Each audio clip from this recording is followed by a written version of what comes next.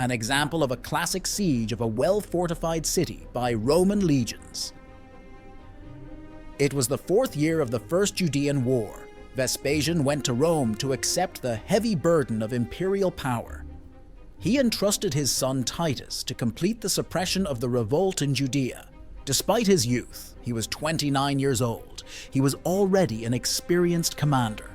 Although the Roman army is such a well-oiled machine that the main thing was not to interfere with it. In April, Titus approached the walls of the Jewish capital with several legions: the 5th Macedonian, 11th Lightning, 15th Apollo, and 10th Straight.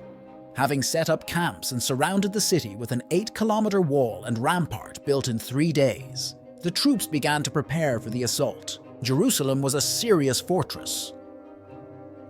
It was defended by 3 rows of walls, 15 to 20 meters high, and several dozen powerful towers.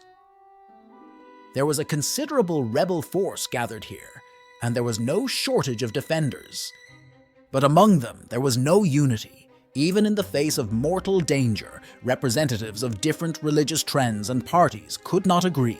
First, the legionaries cleared the space in front of the first wall, then with the support of artillery rolled up 3 siege towers. Especially important were the scorpions, which were remarkable for their speed and accuracy, as well as the large ballistae, which threw projectiles weighing about 40 kilograms. The first perimeter was breached and overcome on May 25th. The besieged retreated behind the second wall. The most difficult thing for the legionaries was to drag the battering rams and throwing machines through the narrow city streets.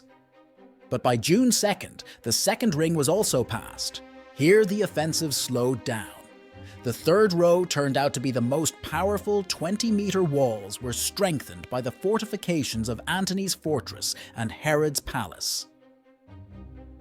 Titus announced a competition among the legions to see who could breach the wall the fastest. 15 days the soldiers built earth mounds, but the defenders managed to dig an underground passage from the inside, and during the Roman attack collapsed 2 siege towers. They had to start all over again, and the decisive assault did not take place until early August. The walls collapsed, the legionaries broke into the citadel, and the massacre began.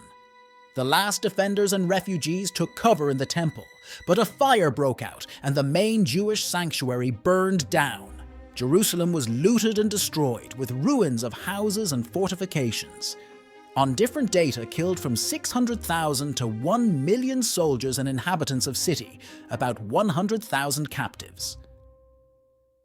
Romans have taken rich booty. In connection with it, there was an extremely disgusting incident. Many citizens swallowed gold jewelry and precious stones.